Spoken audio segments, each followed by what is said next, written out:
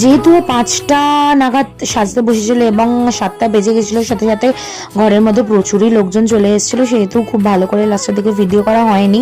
তাহলেও আমরা মোটামুটি ভেন্যুতে গিয়ে লাস্ট ভিডিওটা নিয়েছি।